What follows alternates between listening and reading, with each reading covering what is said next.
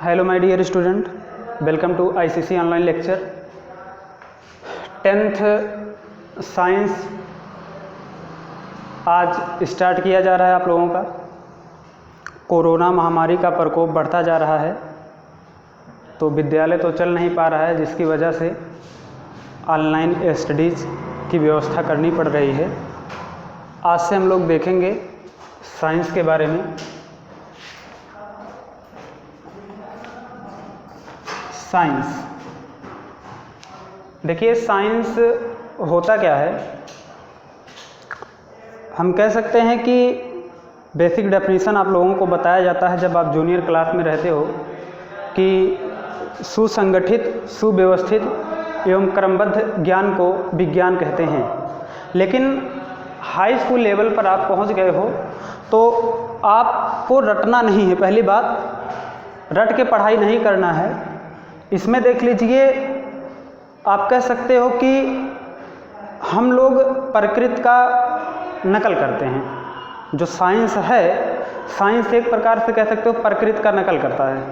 नकल करने का मतलब क्या हुआ कि हम एक प्रकार से कह सकते हैं कि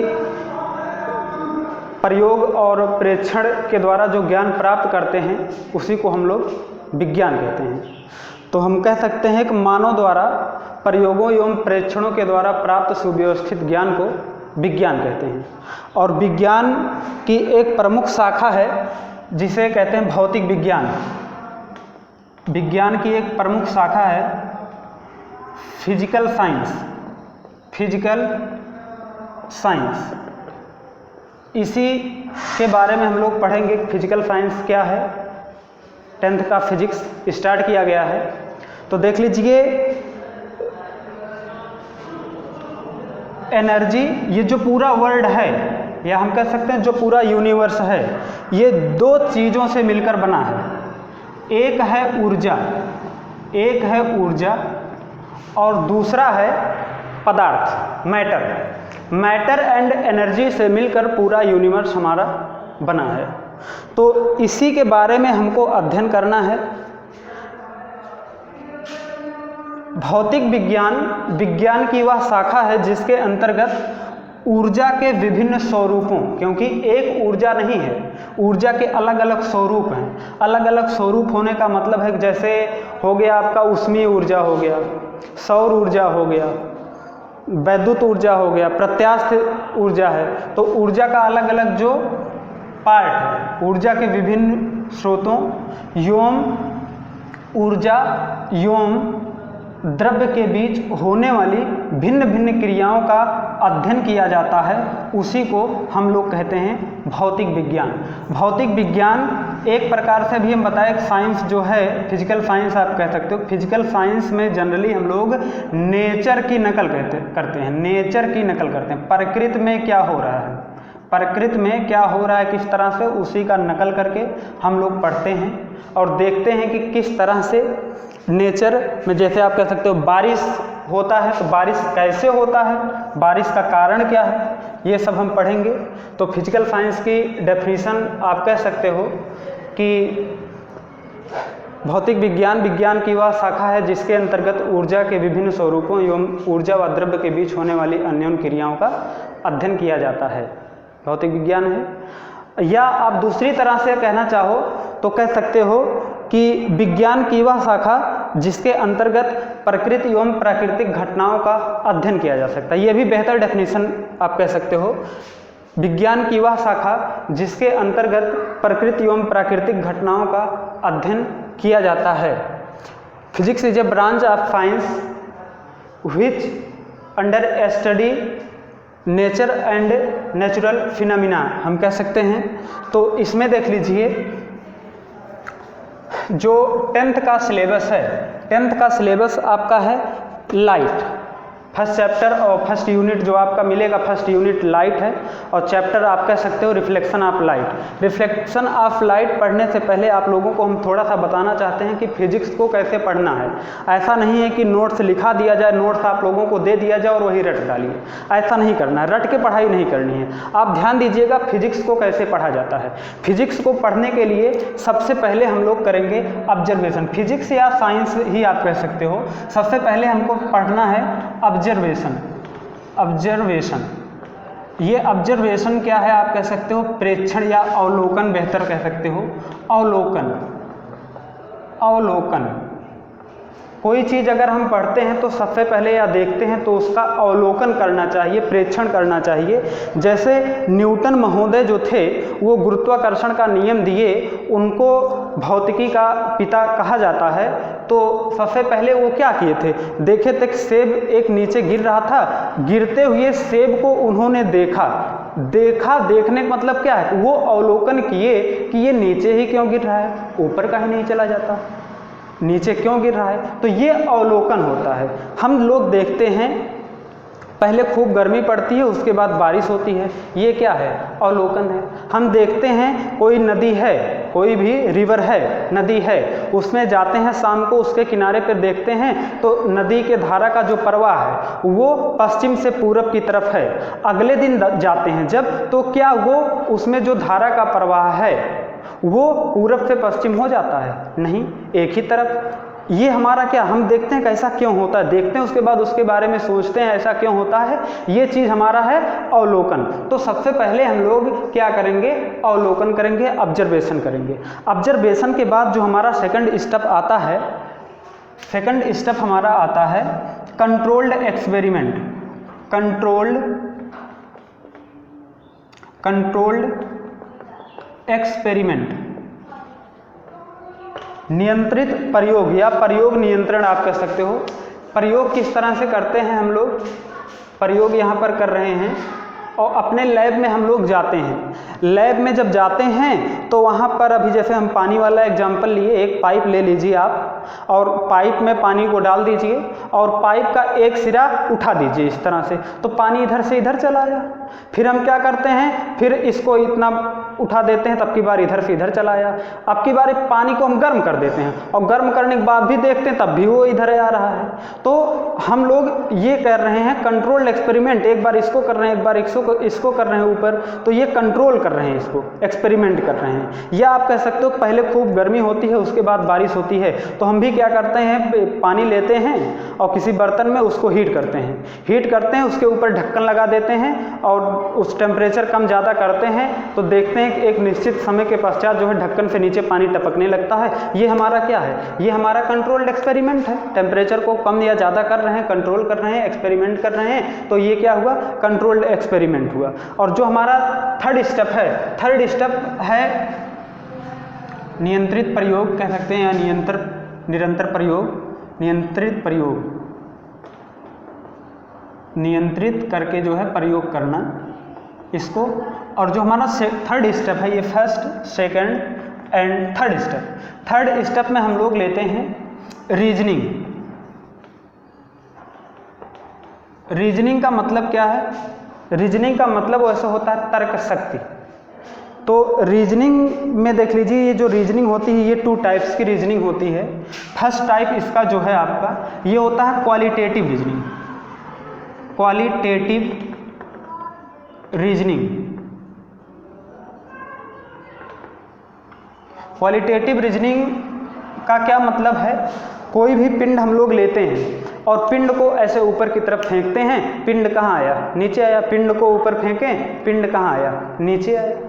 नीचे क्यों आया आपसे पूछें तो आप लोग प्रीवियस क्लास में पढ़ चुके हो कि क्योंकि इस पर एक गुरुत्वाकर्षण बल कार्य करता है, यानी बल कार्य करता है, तो बल के कारण ये नीचे आया। इसके नीचे आने की जो क्वालिटी है ये किसके कारण है, बल के कारण है। तो बल लगना इस पर क्वालिटी बता रहा है ये, तो ये क्वालिटेटिव रीजनिंग होता है। हम अपनी तार्किक क्षमता का विकास हो रहा है, ध्यान दीजिएगा। आपको पढ़ाई इसी तरह से करना है जिससे आपकी सृजनात्मकता और तार्किक क्षमता का विकास हो। तो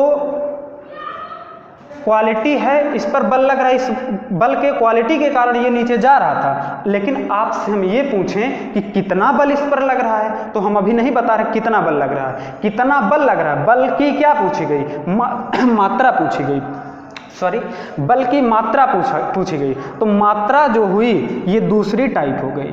पहली क्वालिटेटिव रीजनिंग, ये क्वालिटेटिव क्या है, गुण बताना, किस गुण के कारण ये नीचे आ रहा था पिंड। और दूसरी है हमारी quantitative reasoning, quantitative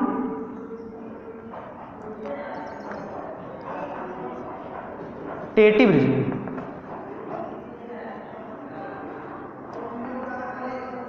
quantitative reasoning, quantitative reasoning का मतलब क्या हुआ, मात्रात्मक, जो मात्रा को बताए कितना बल इस पे लग रहा है। अब ये बल हम लोग कैसे निकालते हैं, ये बल फार्मूला आपको मिला होगा न्यूटन का, फार्मूला से F बराबर G m1 m2 by r square.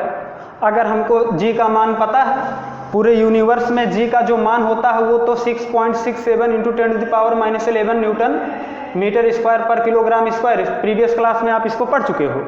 m1 m2, m पृथ्वी पर हम हैं तो एक मास पृथ्वी का हो गया और एक मास ये इसका हो गया। r इसके और पृथ्वी के बीच का डिस्टेंस है। तो यहाँ से हम फोर्स कैलकुलेट करके बता सकते कितना बल लग रहा था, बल जान जाएंगे इससे। उसके बाद जो हमारा अगला स्टेप है, अगला स्टेप होता है मैथमेटिकल मॉडलिंग। मैथमेटिकल मॉडलिंग, ये देख लीजिए मैथमेटिकल मॉडलिंग, ये सबसे इंपॉर्टेंट स्टेप होता है। सबसे इंपॉर्टेंट स्टेप होने का मतलब क्या हुआ कि बहुत से साइंटिस्ट आए और चले गए और सब कुछ किए, ऑब्जर्वेशन किए, कंट्रोल एक्सपेरिमेंट किए, रीजनिंग किए, लेकिन मैथमेटिकल मॉडलिंग नहीं कर पाए, उनकी लाइफ समाप्त हो गई। इनमें से एक एल्बर्ट आइंस्टाइन भी साइंटिस्ट थे जो कि बहुत सारे एक्सपेरिमेंट किए लेकिन मैथमेटिकल मॉडलिंग नहीं निकाल पाए और उनकी लाइफ समाप्त हो गई। इसी तरह से एक साइंटिस्ट और थे, जोहानस केपलर। जोहानस केपलर नामक जो साइंटिस्ट थे, उन्होंने बताया कि ग्रह किस तरह से सन के चारों तरफ चक्कर लगाते हैं। ग्रहों के गति संबंधी वो नियम दिए और नियम दिए, मैथमेटिकल मॉडलिंग नहीं कर पाए। उनके नियम से न्यूटन महोदय ने गुरुत्वाकर्षण की जो मैथमेटिकल मॉडलिंग है, उन्हीं के नियम से ये गुरुत्वाकर्षण की मैथमेटिकल मॉडलिंग कर डाले। G m1 m2 by r square, ये जो है ये केपलर के नियम का सहयोग लेके न्यूटन ये फार्मूला निकाल डाले। r स्क्वायर है यहाँ पर, ये F बराबर। अब बताइए, केपलर की लाइफ समाप्त हो गई, केपलर नहीं कर पाए, न्यूटन कर डाले और इसी डिस्कवरी के बेसिस पर न्यूटन को फिजिक्स का पितामह कहा जाने लगा। तो ये हमारा था फोर्थ स्टेप। इसके बाद का जो स्टेप है वो होता है प्रिडिक्शन। प्रिडिक्शन का मतलब भविष्यवाणी। अब प्रिडिक्शन निकल जाए, कर सकते हैं हम, बिल्कुल कर सकते हैं। हमारे पास कोई पिंड हो, कितनी भी डिस्टेंस पर हो, एक अर्थ है, एक ये है और इसका मास हमको पता है, अर्थ का मास पता है, हम बता सकते हैं कितना बल लगेगा, यहाँ से निकाल के कैलकुलेट करके बता सकते हैं। ये हमारा क्या हो गया, प्रिडिक्शन हो गया। तो फिजिकल साइंस को आपको इसी तरह से पढ़ना है। देखिए आगे जो आपका पहला चैप्टर है, 10th का जो पहला चैप्टर है वो आप कह सकते हो रिफ्लेक्शन ऑफ लाइट। चैप्टर तो वैसे लाइट फर्स्ट यूनिट आप कह सकते हो, यूनिट फर्स्ट ये आपका है लाइट। 10th में आपको 2 यूनिट पढ़ना है। 10th में आपको 2 यूनिट पढ़ना है। एक पढ़ना है लाइट और एक पढ़ना है इलेक्ट्रिक। ये 2 यूनिट आपको 10th में पढ़ना है। तो पहले हम लोग लाइट पढ़ेंगे। लाइट देख लीजिए, लाइट है क्या चीज़, पहले इसमें देखिए लाइट क्या है, व्हाट इज लाइट। लाइट की डेफिनेशन देख लीजिए। लाइट से हमको वस्तुएं दिखाई देती हैं, लेकिन ये ध्यान देना प्रकाश कभी नहीं दिखता। प्रकाश की सहायता से हम वस्तुओं को देख पाते हैं। प्रकाश जो है वो एक प्रकार की ऊर्जा है। प्रकाश जो है एक प्रकार की ऊर्जा है। आप कह सकते हो कि वह ऊर्जा जिसकी सहायता से, या प्रकाश एक प्रकाश की ऊर्जा है जिसकी सहायता से हम वस्तुओं को देख सकते हैं। ये भी सही है, लेकिन डेफिनेशन जो आपका होना चाहिए वो थोड़ा सॉलिड लगे। आप कहीं पे बताओ किसी टीचर के सामने तो वो बेहतर लगे। देखिए जो लाइट है, लाइट के ट्रैवल के लिए मीडियम की आवश्यकता नहीं होती, और अगर कोई भी एनर्जी हो मीडियम की आवश्यकता ना हो उसके लिए, जैसे साउंड है, साउंड भी तो एक प्रकार की एनर्जी है, बट साउंड के लिए मीडियम की आवश्यकता होती है। साउंड मून पे सुनाई नहीं देगा। अभी आप मून पे कोई, आपसे कहा जाए कि चंद्रमा पे कोई बम विस्फोट किया जाए तो उसकी साउंड आपको कब सुनाई देगी?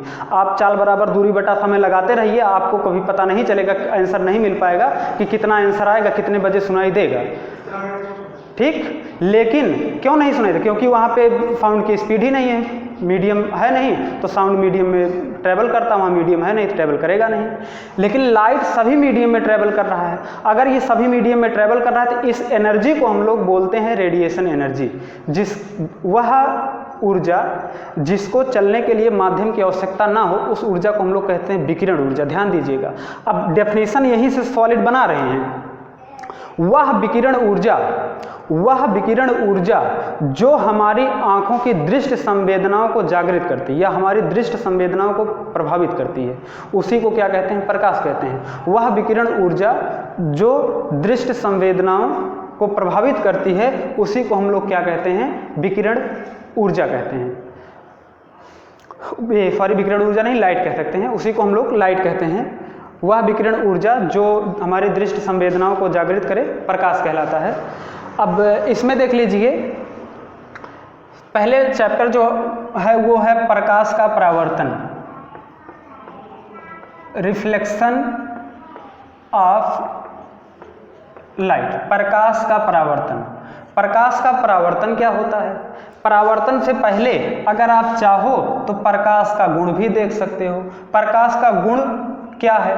प्रकाश की जो चाल होती है वो बहुत अत्यधिक होती है। इसकी चाल जो होती है वो 3 × 10⁸ मीटर पर सेकंड ये होता है निर्वात अथवा वायु में, लगभग वायु अथवा निर्वात में। तो इसकी जो चाल है, चाल को सबसे पहले किसने मापा? कभी कभी कंपटीशन एग्जाम में ये भी पूछा जाता है प्रकाश की चाल को किसने मापा? तो रोमर नामक साइंटिस्ट थे जिन्होंने प्रकाश की चाल को मेजर किया था अपने एक्सपेरिमेंट के दौरान। और एक तो ये हो गया प्रकाश की चाल बहुत ही अधिक है। दूसरा आप कह सकते हो प्रकाश विद्युत चुंबकीय तरंगों के रूप में चलता है। और आप कह सकते हो प्रकाश में परावर्तन होता है, प्रकाश से अपवर्तन होता है, इसका परावर्तन होता है, इसका अपवर्तन होता है। और पहले जो हमको पढ़ना है वो पढ़ना है रिफ्लेक्शन ऑफ लाइट, प्रकाश का परावर्तन। प्रकाश का परावर्तन अब अगले टॉपिक से पढ़ाया जाएगा। ये आप कह सकते हो हम लोग पढ़ रहे थे how to read physics, physics को कैसे पढ़ा जाए, इतना आपका हुआ। अगले क्लास से आपको बताया जाएगा। धन्यवाद, बहुत बहुत धन्यवाद।